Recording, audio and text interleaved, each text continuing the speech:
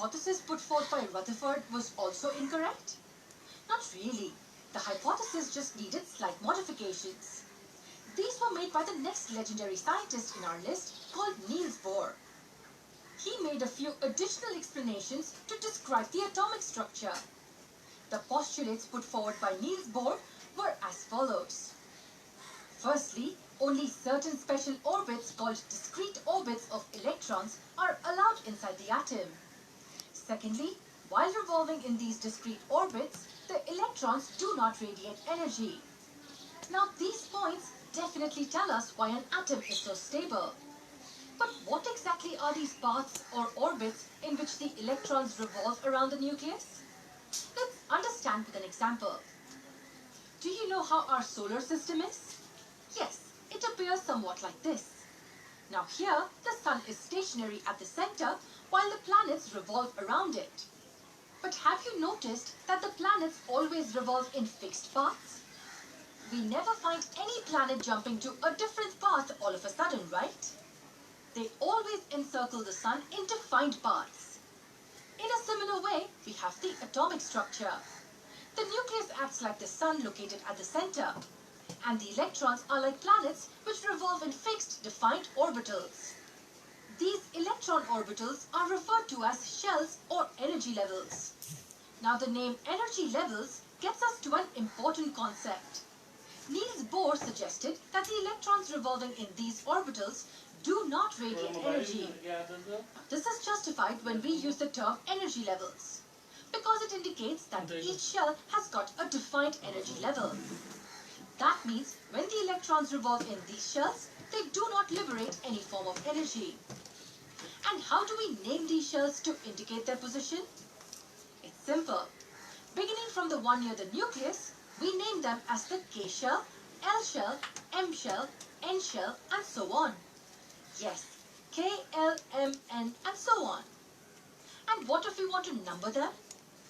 In that case, we use the letter N in lowercase and write them as N equals 1, N equals 2, N equals 3, and so on, beginning from the one next to the nucleus.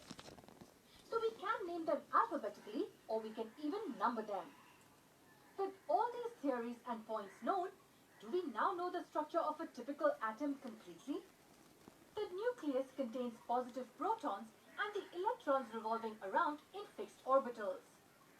Is that how an atom is structured? Not really.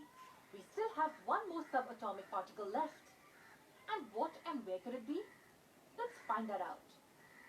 It was around the year 1932 when a famous English physicist, Sir James Chadwick, found the third subatomic particle. He found that the particle had a mass almost equivalent to that of the proton. And what about its charge? Astonishingly, it had no charge. Yes, the particle was neutral. The particle was later named as neutron, denoted by the letter N. Thus, now we have the complete design of an atom. In the center lies the nucleus having positively charged protons and neutral neutrons, while the negatively charged electrons revolve in fixed orbitals around the nucleus. But how exactly are the electrons distributed in the respective orbitals? Is there a way to find out the maximum number of electrons that one orbital can contain? Or is it that the electrons are randomly scattered in the orbitals? Let's find out the answers to these questions in our upcoming video.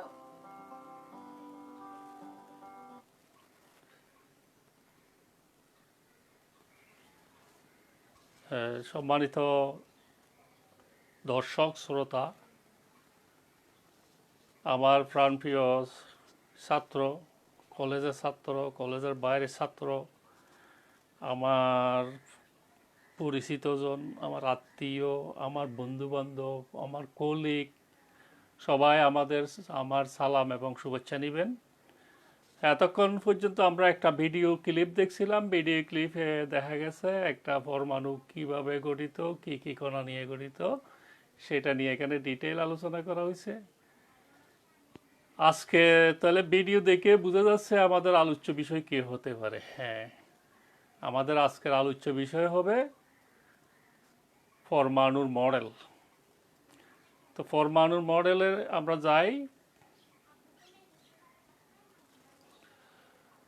আহ, পরমাণু model পড়ার আগে তোমাদেরগুলি পরমাণুর মৌলিক কণিকাগুলি কি আমাদের একটু জানা থাকতে হবে। আমরা পড়ছিলাম মৌলিক কণিকার মধ্যে কি কি আছে, ইলেকট্রন, প্রোটন, নিউট্রন। এগুলো আমরা ক্লাস 9-10-ও পড়ছি। যারা ফার্স্ট ইয়ার পড়ে গেছো, সেকেন্ড ইয়ার পড়ে গেছো, তারাও পড়ছো। যেহেতু আমার আজকের ভিডিওটা সবার জন্য, যারা এখন কলেজে ভর্তি হওয়ার জন্য অপেক্ষা আছে তাদের জন্য, সুতরাং আমাদের মৌলিক কণিকাগুলি সম্পর্কে একটু জানা থাকা দরকার। তো মৌলিক কণিকা কি কি? Electron, proton, neutron. আমি ক্লাসে মজা করি বলি যে জুল থমসন যখন পরমাণু আবিষ্কার করে, ইলেকট্রন আবিষ্কার করেন, তিনি একটি পরমাণুর মডেল উপস্থাপন করেছিলেন। তিনি পরমাণুর প্লাম পুডিং মডেল, মানে বাংলাদেশের তরমুজের মতো।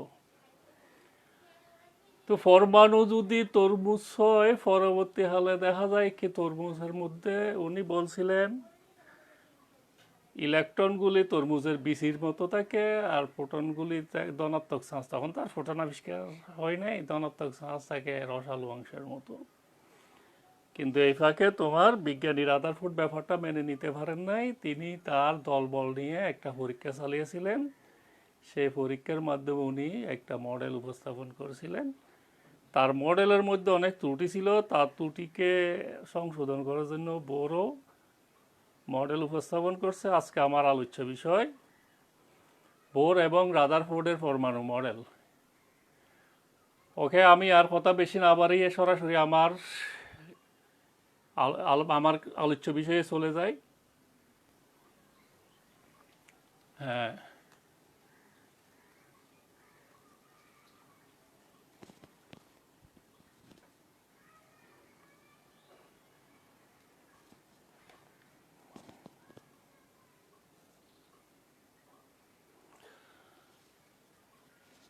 Online SSC chemistry class 17। আমি এর আগে আরও 17 না, এটা মূলত 18 হবে। যা হোক, ফার্স্ট পেপার কোয়ালিটেটিভ কেমিস্ট্রি। আমি ক্লাসটা প্রেজেন্টেড করতেছি Mohammad Nurul Afsar, lecturer, Rajanagar Ranihat degree college.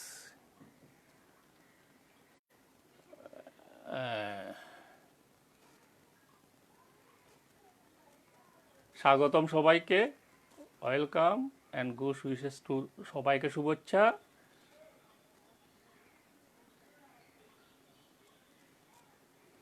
আজকের আলোচ্য বিষয় আমি এখানে সবগুলি আলোচনা করব না, যেহেতু তোমাদের ভিডিওটা বিশাল বড় হয়ে যাচ্ছে। আমি এটাকে 2 অংশ ভাগ করব। আজকে আমার আলোচনার সীমাবদ্ধ থাকবে রাদারফোর্ডের আলফা বিচ্ছুরণ পরীক্ষা, নিউক্লিয়াস আবিষ্কার, রাদারফোর্ডের পরমাণু মডেল, বোরের পরমাণু মডেল, বোর এবং রাদারফোর্ডের পরমাণু মডেলের তুলনা। আজকে আমাদের আলোচনা প্রথম অংশ আমি এর ভিতর সীমাবদ্ধ রাখব।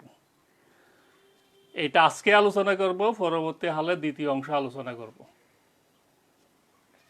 রাদারফোর্ড সম্পর্কে একটু জানি। ইনি নিউজিল্যান্ডের বিজ্ঞানী ছিলেন, ছবিটা দেখতে পাচ্ছ। নিউক্লিয়াস বিদ্যায় খ্যাতি অর্জন করেন। মৌলের বিভাজন, তেজস্ক্রিয়তার জন্য 1903 সালে তিনি নোবেল পুরস্কার পান।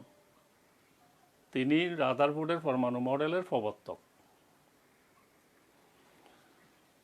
রাদারফোর্ডের আলফা কণা বিচ্ছুরণ ও নিউক্লিয়াসের আবিষ্কার, Rutherford alpha particle scattering experiment and invention of nucleus. এখানে একটা তোমরা আলফা পার্টিকেল বিচ্ছুরণটা দেখতে পাচ্ছ। তেজস্ক্রিয় রেডিয়াম থেকে আলফা পার্টিকেল বের হচ্ছে। তার সামনে একটা স্বর্ণের পাত আছে, স্বর্ণের পাত দিয়ে আলফা পার্টিকেলগুলি যাচ্ছে।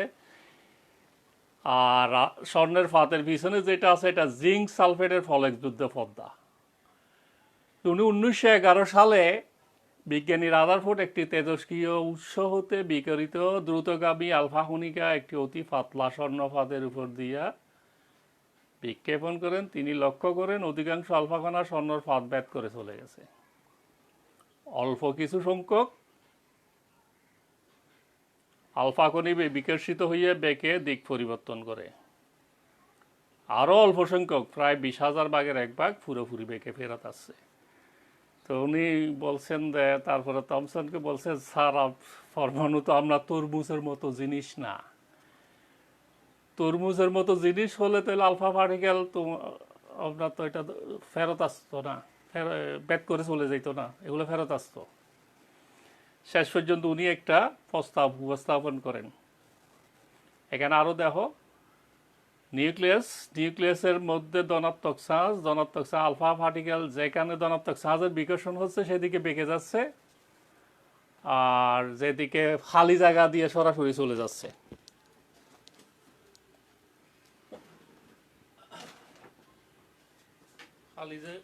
খালি জায়গা দিয়ে সরাসরি চলে যাচ্ছে। তো পরমাণুর অভ্যন্তর অধিকাংশ স্থান ফাঁকা।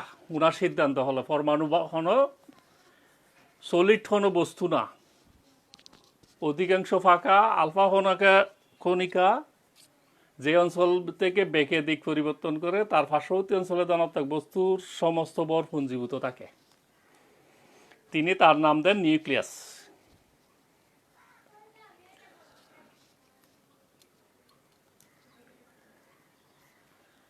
পরমাণুর অভ্যন্তর অধিকাংশ স্থান ফাঁকা।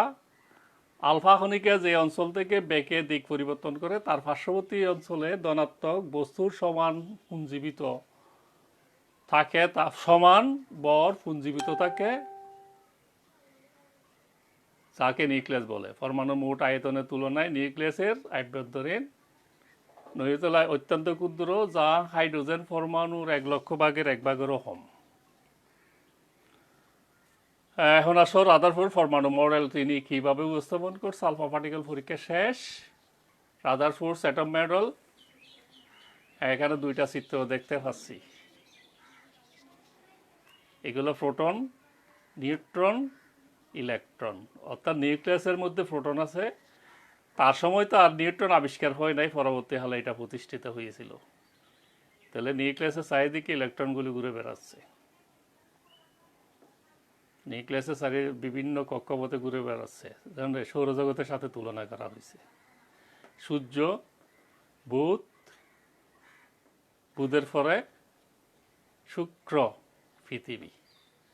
সূর্যের চারিদিকে বিভিন্ন কক্ষপথে যেমন ঘুরতেছে, ঠিক সেই রকম নিউক্লিয়াসের চারিদিকে ইলেকট্রনগুলি বিভিন্ন কক্ষপথে ঘুরে বেড়াচ্ছে।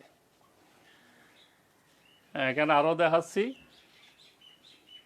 এটা নিউক্লিয়াসের মধ্যে ইলেকট্রনগুলি ঘুরতেছে। ঘুরার সময় একটা ইলেকট্রন আকর্ষণ করছে নিউক্লিয়াসকে, এটাকে বলে কেন্দ্রমুখী বল, স্থির তড়িৎ বল। আর একটা কেন্দ্রবিমুখী বল, এটা হলো তোমার ঘূর্ণন বল। উভয় বল পরস্পর সমান। এখানে ঠিক সেই নিউক্লিয়াস বিভিন্ন শক্তি স্তর দেখানো হয়েছে। রাদারফোর্ড বোর 2 পরমাণুর মডেল এখানে উপস্থাপন করা হয়েছে। তাহলে রাদারফোর্ড পরমাণু মডেল আমরা একটু পড়ে যাই। 1911 সালে রাদারফোর্ড তার বিখ্যাত আলফা কণিকা বিচ্ছুরণ পরীক্ষা দ্বারা পরমাণুর নিউক্লিয়াস আবিষ্কারের মাধ্যমে পরমাণু নিউক্লিয় মডেল প্রস্তাব করেন। এটা প্রথমে নিউক্লিয়াসের ধারণা, পরমাণু যে অংশে ধনাত্মক আধান বিশিষ্ট এবং ভারী সেটাই পরমাণুর কেন্দ্রে অবস্থান করে, যাকে নিউক্লিয়াস বলে। নিউক্লিয়াসের একটা পরমাণু প্রায় সমস্ত ভর কেন্দ্রীভূত থাকে। অর্থাৎ উনি বলছিলেন পরমাণু একটা ফাঁপা বস্তু যার সমস্ত ভর এবং ধনাত্মক চার্জ এক জায়গায় কেন্দ্রীভূত থাকে। কেন্দ্রীভূত জায়গার নাম দেন উনি নিউক্লিয়াস। চার্জের পরমাণু যেহেতু সামগ্রিকভাবে চার্জ নিরপেক্ষ, তাহলে বাকি চার্জকে কে করবে? বাকি চার্জ তোমার ইলেকট্রন দ্বারা নিষ্ক্রিয় হবে। তো ইলেকট্রনগুলি কোথায় থাকবে? ইলেকট্রনগুলি নিউক্লিয়াসের বাইরে অবস্থান করবে। ইলেকট্রন নিউক্লিয়াসের চারিদিকে ঘুরতে থাকবে, যেমন সূর্যের চারিদিকে গ্রহসমূহ ঘুরে। সৌরজগতের সাথে তুলনা করা হয়েছে। এটা পরমাণুর এই মডেল সৌরজগতের সাথে তুলনীয়। সূর্যকে কেন্দ্র করে নিজ নিজ কক্ষপথে গ্রহগুলি যেভাবে ঘুরে, ইলেকট্রনও নিউক্লিয়াসকে কেন্দ্র করে সেভাবে ঘুরে। তাহলে সূর্যকে কেন্দ্র করে গ্রহ ঘুরার জন্য তোমরা যারা ফিজিক্স পড়ছো, তোমরা জানো গ্রহগুলি কিভাবে সূর্যের সাথে সম্পর্ক স্থাপন করে। এখানে 2 ধরনের বল কাজ করে। সূর্যের সাথে পৃথিবীর হলো মহাকর্ষীয় বল, আবার যেহেতু ঘূর্ণায়মান বস্তুর জন্য এটা কেন্দ্রবিমুখী কেন্দ্রাতিক বল, সেটা আমরা ঘূর্ণন বল। এই দুই বল তোমরা জানছো। এখানে নিউক্লিয়াসের প্রতি কিন্তু তোমার মহাকর্ষীয় বল না, এখানে কেন্দ্রমুখী যে বলটা কাজ করবে সেটা হলো স্থির তড়িৎ বল, অর্থাৎ ইলেকট্রন নিউক্লিয়াসকে স্থির তড়িৎ বলে আকর্ষণ করবে, আবার ইলেকট্রনটা ঘূর্ণায়মান, এটাও গ্রহর মতো যেভাবে কেন্দ্রাতিক বল ঘূর্ণন বল, সেইভাবে এই দুই বল পরস্পর সমান বিপরীত হওয়ার কারণে এরা নির্দিষ্ট দূরত্ব রেখে নিউক্লিয়াসের চারিদিকে ঘুরতে থাকবে। আর নিউক্লিয়াসের আকার বা আয়তনের পরমাণুর আকার বা আয়তনের তুলনায় নিউক্লিয়াসের আকার আয়তন অত্যন্ত ছোট। এখানে আমি চিত্রটা আবার দেখাইছি। নিউক্লিয়াস এটা যদি পুরোই পরমাণু হয়, নিউক্লিয়াস খুব অল্প জায়গায় অবস্থান করে। ইলেকট্রন কিভাবে ঘুরতেছে, একটা ইলেকট্রনের কক্ষপথ এক এক রকম। এটা রাদারফোর্ডের পরমাণু মডেল। এখন আসো রাদারফোর্ডের পরমাণু মডেলটা দিয়ে কি সফলতা অর্জন করেছিলেন। রাদারফোর্ডের পরমাণু মডেলের সফলতা, এটা আলফা কণিকা দ্বারা, অর্থাৎ রাদারফোর্ডের পরমাণু মডেল দ্বারা যথেষ্ট সফলভাবে আলফা কণিকা পরীক্ষায় ব্যাখ্যা করা যায়, নিউক্লিয়াস সম্পর্কে ধারণা পাওয়া যায়। তার পরমাণু মডেল দ্বারা পরমাণুতে তড়িৎ নিরপেক্ষ তারও ধারণা পাওয়া যায়। সবচেয়ে বড় কথা, উনি মডেল নিয়ে কাজ করা শুরু করে দিয়েছেন, পরে অন্য বিজ্ঞানীরা এইটা ধরে অগ্রসর হয়েছেন, যার পরিপ্রেক্ষিতে আমরা এখানে চলমান পরমাণু মডেল নিয়ে এখনো কাজ শেষ হয় না, এটা চলতেছে। শুরু করছেন পরীক্ষাগতভাবে উনি, তাত্ত্বিকভাবে না, পরীক্ষা নির্ভর ধারণা শুরু করছেন উনি। এখন আসো, যার ভালো কাজ তার মন্দ কাজ, যার সুনাম হবে তার দুর্নামও হবে। রাদারফোর্ড পরমাণু মডেলের সীমাবদ্ধতা প্রকাশ করে আমি তোমাদেরকে ক্লাসে সবসময় বলি, কেমিস্ট্রি প্রচার করে না তার বেশিরভাগ। তো এখন রাদারফোর্ড পরমাণু মডেল যতটা সফল, তার চেয়ে বেশি সীমাবদ্ধতা আছে। প্রথমে এই মডেলটি সৌরজগতের সাথে তুলনা করাটা ঠিক হয় নাই। সৌরজগতের সাথে তুলনা করার পরিপ্রেক্ষিতে সৌরজগতের গ্রহগুলি বিশাল আকার, আর এরা স্থির তড়িৎ বল আকর্ষণ করে না, এটা মহাকর্ষীয় বল আকর্ষণ করে, দুর্বল বল, নিরপেক্ষ। আর ধনাত্মক আধানযুক্ত বস্তুর সাথে নিরপেক্ষ বস্তুর তুলনা চলে না, এই তুলনাটা ঠিক হয় নাই। ইলেকট্রন যে কক্ষপথে চলবে, তাই বৃত্তাকার পথে উপবৃত্তাকার স্তরে কিভাবে চলবে তার সম্পর্কে কোনো ধারণা তার এই তত্ত্বের মধ্যে নাই। এই তত্ত্ব অনুসারে পরমাণুর শক্তি বিকিরণ অবিচ্ছিন্নভাবে ঘটবে, ফলে সৃষ্ট রেখাগুলি হবে ব্যান্ডে দেখা যাওয়ার কথা, কিন্তু এটা তোমার দেখা যাচ্ছে না। অর্থাৎ এখানে বর্ণালীগুলি কেন সৃষ্টি হচ্ছে, হাইড্রোজেন পরমাণুর বর্ণালী কেন সৃষ্টি হচ্ছে, সেই সম্পর্কে কোনো ধারণা নাই। এই তত্ত্ব দ্বারা শুধুমাত্র এক ইলেকট্রন বিশিষ্ট পরমাণু ব্যাখ্যা করা যাবে। হাইড্রোজেন ব্যাখ্যা করা যায়, একাধিক ইলেকট্রন বিশিষ্ট কোনো পরমাণু এটা ব্যাখ্যা করা যায় না। সবচেয়ে বড় সমস্যা হলো যেটা, তার রাদারফোর্ডের পরমাণু মডেলটা প্রতিষ্ঠিত হয়েছে তোমার তাড়িৎচুম্বক তরঙ্গের উপর ভিত্তি করে, ম্যাক্সওয়েলের তাড়িৎচুম্বক তরঙ্গ। ম্যাক্সওয়েল নিজেই বলেছিলেন যে ম্যাক্সওয়েল কিন্তু ইলেকট্রন আবিষ্কারের 100 বছর আগেই মারা গেছেন সম্ভবত। তিনি 100 বছর আগে তত্ত্ব দিয়ে গেছেন। সেই তত্ত্বে উনি বলেছিলেন যে যখন চার্জিত কণা ঘুরতে থাকে, এটা শক্তি হারাতে থাকে, শক্তি হারাতে হারাতে একসময় এটা কেন্দ্রে পতিত হয়। তাহলে আমাদের আলোচ্য ইলেকট্রনটাও তো চার্জিত কণা, এটা ঘুরতেছে ঘুরে ঘুরে ঘুরে ঘুরে ঘুরে ঘুরে এক সময় যদি নিউক্লিয়াসে পতিত হয়, তখন সেটা আর রাদারফোর্ডের পরমাণু মডেল থাকে না। এই পরমাণু প্রশ্নবিদ্ধ। যা হোক, যতই কিছু করা হোক না কেন, রাদারফোর্ড শুরু করছেন, বাকিরা সেটা নিয়ে কাজ করছেন, সেটা বারবার বলি শুরু করছেন বলে বাকিরা বাকি হাঁসটা নিয়ে এগিয়ে চলছে। এখন আসো, রাদারফোর্ড এসে রাদারফোর্ডের পরমাণু তত্ত্বকে বাতিল করে নাই, কিছু বাতিল করে নাই। এখানে পার্থক্য হইল তোমার রাদারফোর্ড কাজ করেন তাড়িৎ-চৌম্বক তরঙ্গের উপর ভিত্তি করে, কিন্তু বোর আইসা বলছেন যে না, এখানে ইলেকট্রনগুলি তাড়িৎ-চৌম্বক তরঙ্গ আচরণ করে না, এটা আচরণ করে কোয়ান্টাম শক্তি, কোয়ান্টাইজড। 1905 সালে ম্যাক্সওয়েল, আইনস্টাইন, ডিরেক অনেকে মিলে তোমার কোয়ান্টাম শক্তি যে আবিষ্কার করেছিলেন, কোয়ান্টাম শক্তি সম্পর্কে তোমার একটা ডিটেল বিশাল ব্যাপার, তোমাদের সিলেবাসের বাইরে। তারপরে এটা বলি, একটা প্যাকেট আকারে শক্তি আছে। এই শক্তি কোনোরকম বিকিরণ ছাড়া ট্রাভেল করতে পারে। সেজন্য উনি পরবর্তীকালে তাড়িৎ-চৌম্বক তরঙ্গের পরিবর্তে এখানে কোয়ান্টাম শক্তিটা ব্যবহার করছিলেন।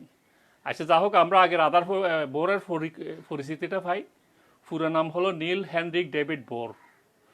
জন্ম হলো 7 অক্টোবর 1885 সাল, মৃত্যু হলো 18 নভেম্বর 1962 সালে। বেশ কিছুদিন বেঁচে ছিলেন দেখা যায়।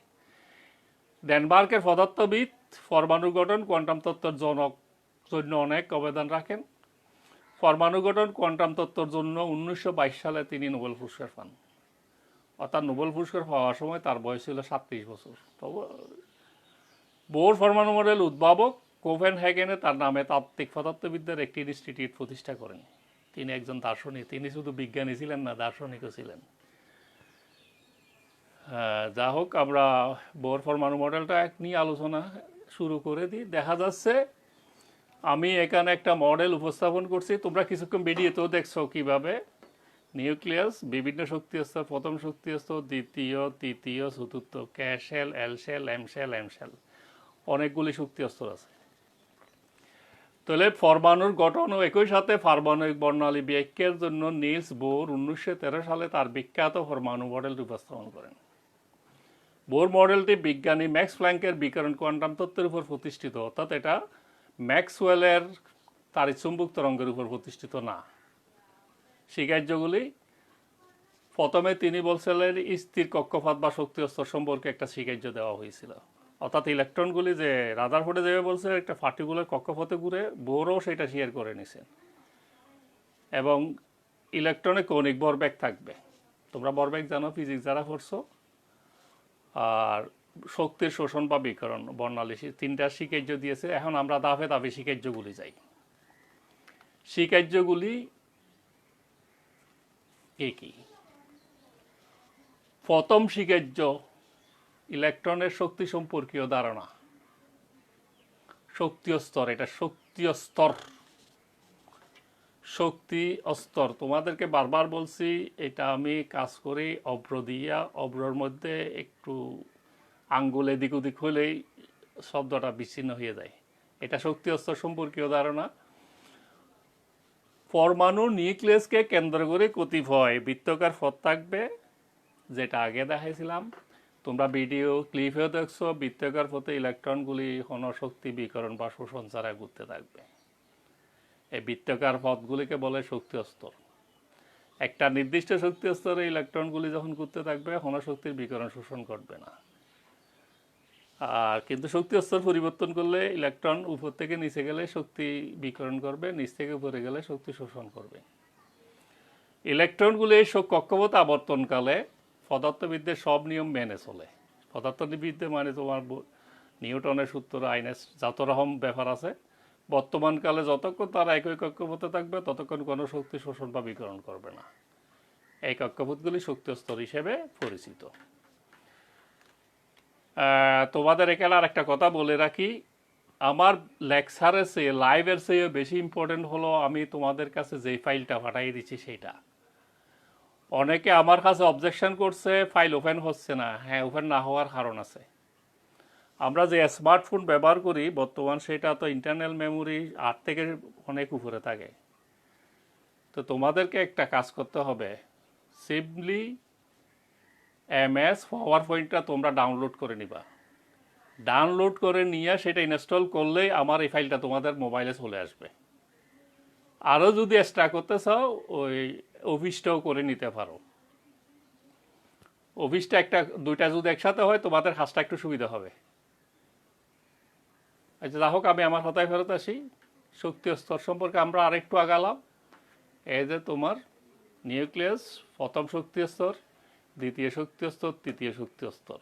অর্থাৎ শক্তি স্তরগুলোকে আমরা এন দ্বারা প্রকাশ করি। এন এর মান 1 থেকে অসীম পর্যন্ত। তবে আমি ক্লাসে বলছি এন থেকে অসীম হলো এটা আমরা যে পর্যন্ত এই পর্যন্ত 118টা পরমাণুর সর্বোচ্চ শক্তি স্তর থাকে 7। এর অর্থ হলো এন এর মান 7 থাকবে, 7-এর উপরে যাবে না। তাহলে এন এর মান 1 হলে তোমার প্রথম শক্তি স্তর, 2 হলে দ্বিতীয় শক্তি স্তর, 3 হলে তৃতীয় শক্তি স্তর। আর একটা জিনিস মনে রাখবা, প্রতি শক্তি স্তরে 2n² সংখ্যক ইলেকট্রন থাকবে। এন এর মান 1 হইলে হতে হবে 2, প্রথম শক্তি স্তর 2টা, 2 হইলে 8, দ্বিতীয় শক্তি স্তর 8টা, 3 হইলে 18, তৃতীয় শক্তি স্তর 18টা, 4 হইলে 32, চতুর্থতে 32, অর্থাৎ 32 শুরু হবে চতুর্থ শক্তি স্তর থেকে। তবে এখানে সব কিছু গাণিতিক নিয়মে চলবে না, আমি একবার ডাইরেক্ট মুখস্থ বলে দিই। প্রথম শক্তি স্তর সর্বোচ্চ থাকে 2টা, দ্বিতীয়তে সর্বোচ্চ 8টা, তৃতীয়তে সর্বোচ্চ 18টা, চতুর্থে সর্বোচ্চ 32টা, পঞ্চম সর্বোচ্চ 32টা, ষষ্ঠে আবার 18টা, সপ্তমে সর্বোচ্চ 8টা। এইভাবে ইলেকট্রন থাকে। সেটা কেন থাকে আমরা যখন কোয়ান্টাম সংখ্যা পড়ব তখন এই ব্যাপারে ডিপসাইজ আলোচনা হবে। এখন আসো দ্বিতীয় স্বীকার্য, কৌণিক ভরবেগ। তোমাদের ভরবেগ সম্পর্কে ধারণা আছে, ভর এবং বেগের গুণফল। কৌণিক ভরবেগ কি?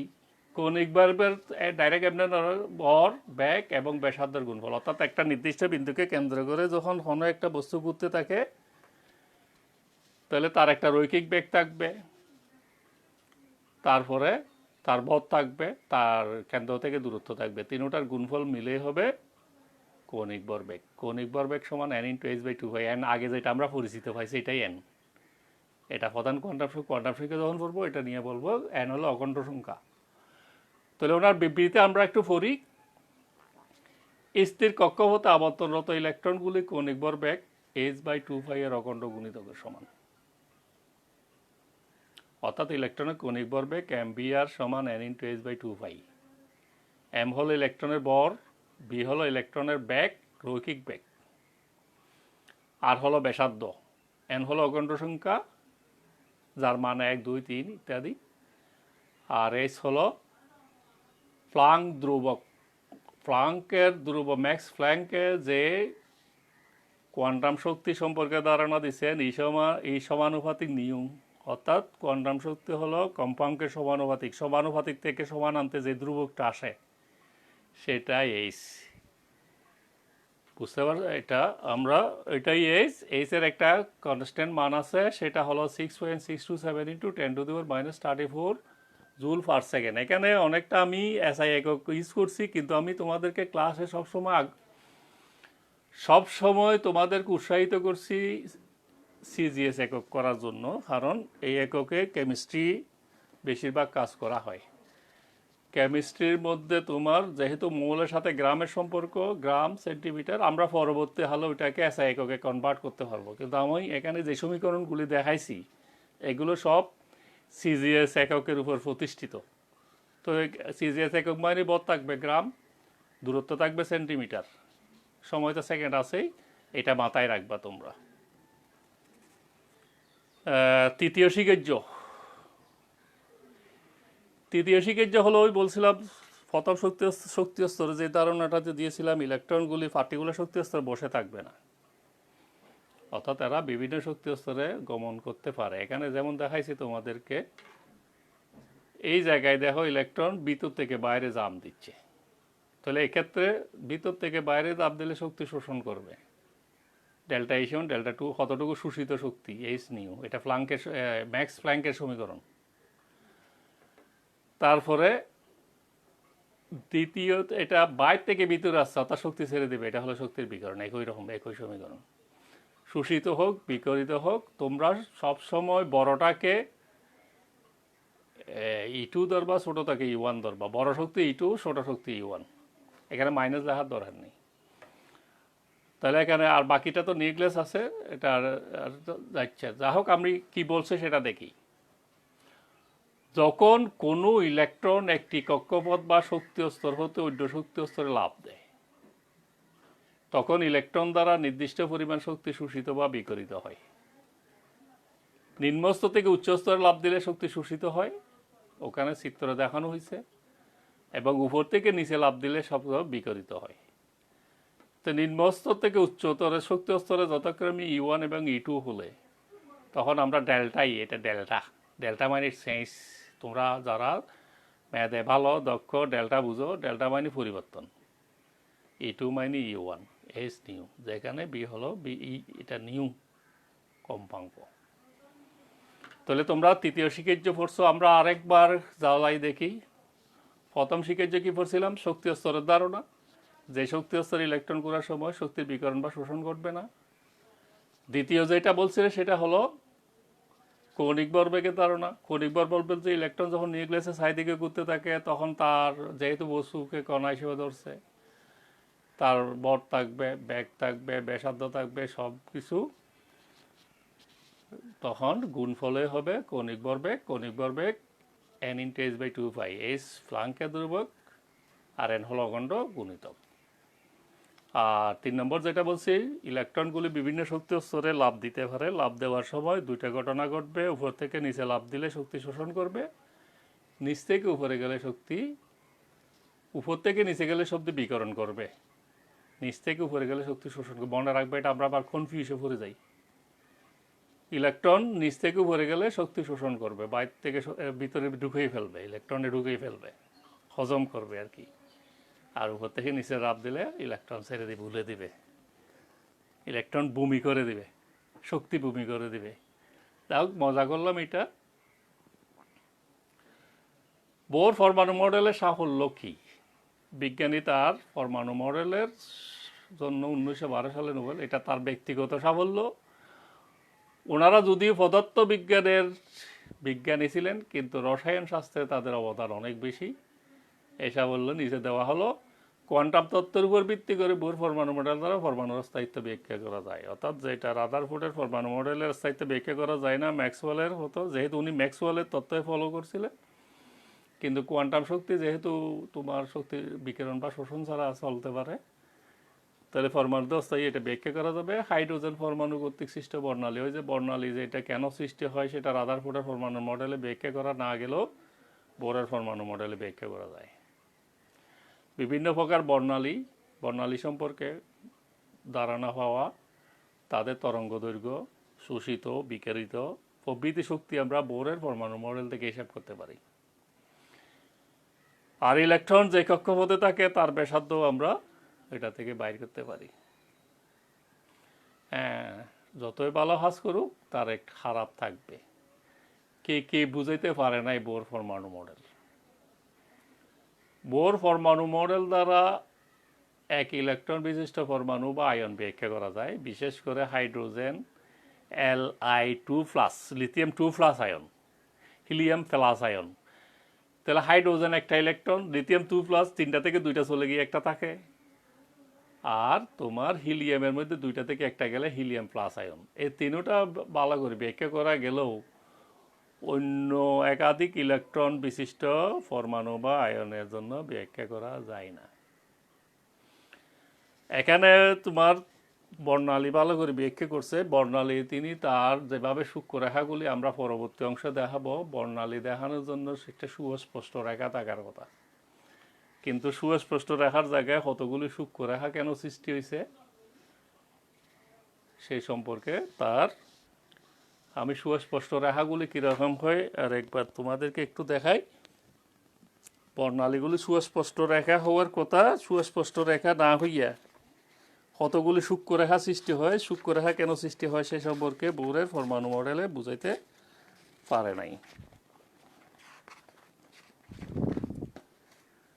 তারপরে তোমার আপেক্ষিক তত্ত্ব মেনে চলে না। তোমরা আপেক্ষিকতার সূত্র পড়ছো আর আইনস্টাইনের, সে আপেক্ষিকতাও মেনে চলে না। তোমাদের এখানে আমি বর্ণালীটা একটু দেখাই। এই যে বর্ণালী,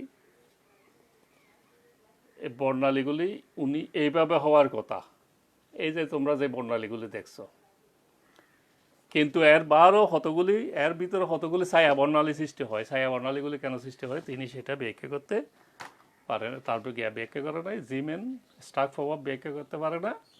জিমেন প্রভাব আমরা পড়ব কোন জায়গায়? জিমেন প্রভাব পড়ব আমরা কোয়ান্টাম সংখ্যায়। এখানে আর বেশি আলোচনা হচ্ছে না। ইলেকট্রন শুধু কণা হিসেবে উপস্থাপন করা হয়েছে, কিন্তু তোমার ইলেকট্রন কণা এবং তরঙ্গ উভয় হিসেবে আচরণ করে। কণা হিসেবে উপস্থাপন প্রনাউন্সিয়েশন বেশম হয়েছে একই কারণে, কিন্তু ইলেকট্রন কণা ও তরঙ্গ উভয় হিসেবে আচরণ করে। এই হলো তোমার রাদারফোর্ডের পরমাণু মডেলের সীমাবদ্ধতা। এখন তাদের ভিতরে আবার সাদৃশ্য দুইটা থেকে দুইটা কোনোটাই আমরা ফেলে দিতে পারবো না। আমরা পরবর্তী হলে যে পরমাণুর রেডিয়াস বাইর করব। রেডিয়াস বুঝো তো, ব্যাসার্ধ,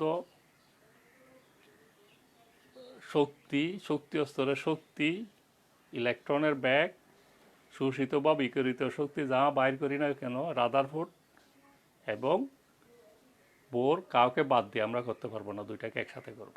তো সেই জন্য এটাই সাদৃশ্য। পরমাণু তড়িৎ নিরপেক্ষ, উভয় পরমাণুতে কেন্দ্র বহির্ভূত শক্তি ও স্তরের ধারণা সম্পর্কে সমর্থন করে। পরমাণুর কেন্দ্রে মডেলের মতো পরমাণু তড়িৎ নিরপেক্ষ। উভয় মডেলের পরমাণুতে কেন্দ্র এবং কেন্দ্র বহির্ভূত শক্তি ও স্তরের ধারণা সমর্থন করে। পরমাণুর কেন্দ্রে নিউক্লিয়াসের অবস্থান উভয় মডেলে সমর্থন করে। উভয় মডেলে ইলেকট্রনের কণা হিসেবে ব্যাখ্যা করা হয়, আর কোনো মডেলে তরঙ্গ হিসেবে ব্যাখ্যা করতে পারে না। উভয় মডেল অরবিটালে কোনো, অর্থাৎ কণা হিসেবে তোমার বোরের রাদারফোর্ড দুইটা মডেলে কণা হিসেবে ধরছে ইলেকট্রনকে, কোনো মডেলে তরঙ্গ হিসেবে ধরে নাই। উভয় মডেল অরবিটালের কোনো ধারণা নেই, অর্থাৎ তারা ধারণা দেয় নাই অরবিটাল সম্পর্কে। এটা পরবর্তী অংশ। এখন পার্থক্য কি? কারণ এই ধরনের প্রশ্নটা তোমাদের দুইটা চিত্রে দেওয়া থাকবে, দুই চিত্র। আমি কিন্তু রানিয়াট কলেজে যে আমার আগামী বৃহস্পতিবারে ক্লাস আছে, সেই ক্লাসটা এই চ্যাপ্টারের বোর্ডের প্রশ্নগুলি অনুশীলন করার জন্য বরাদ্দ রাখছি। আর বাকি সময় আমি যে ক্লাসগুলি করব সেইগুলো যার স্বজনের হাতে পৌঁছে যাবে, টেনশন করার কিছু নাই। তাহলে আমরা যখন সমস্যা সমাধান করব তখন এই ব্যাপারটা চলে আসবে ওখানে। আমি চাচ্ছি আমার ক্লাসটা শুধু ক্লাস করা না, এটা ফ্রুটফুল হোক, ফলদায়ক হোক, তোমাদের কাজে লাগুক। সেজন্য আমি প্রতি বৃহস্পতিবার, অর্থাৎ যেদিন আমার কলেজে ক্লাস থাকবে, সেই দিন বিভিন্ন প্রশ্ন, বোর্ডের প্রশ্নগুলি নিয়ে আলোচনা করব। আগামী বৃহস্পতিবারে আশা করি এই চ্যাপ্টারের উপর আমি বিভিন্ন প্রশ্ন সমস্যার সমাধান করতে চেষ্টা করব। আর যা হোক, আমরা পার্থক্যটা আবার পড়ি।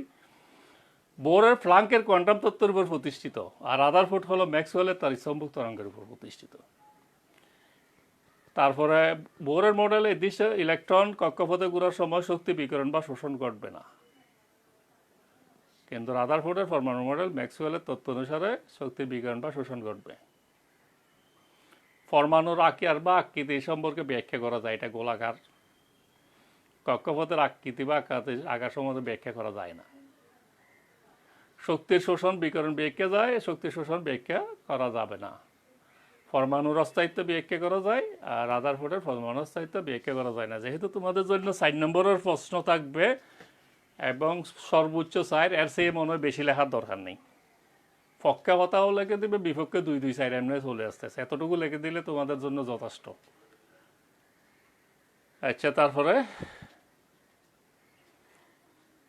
আমি তোমাদেরকে বলছিলাম আমরা 2 অংশে করব। আমি কিছুক্ষণ রেস্ট নিচ্ছি, রেস্ট নিয়ে আবার কিছুক্ষণ পর আমি আবার ফেরত আসবো। তো আজ এই পর্যন্তই, এই মুহূর্তের জন্য এই পর্যন্ত। আমি আধা ঘন্টা পর না হলে আরও আগে ফেরত আসবো, দ্বিতীয় অংশ দিব। তাহলে সবাই ভালো থাকো। তোমরা আবার যারা আমার এই অংশটা মিস করছে তাদেরকে বলে দাও আমি আবার আধা ঘন্টা পরে আসতেছি। আধা ঘন্টাও না, বেশিক্ষণ লাগবে, আমি নাস্তা করতে যাবো, চলে আসবো।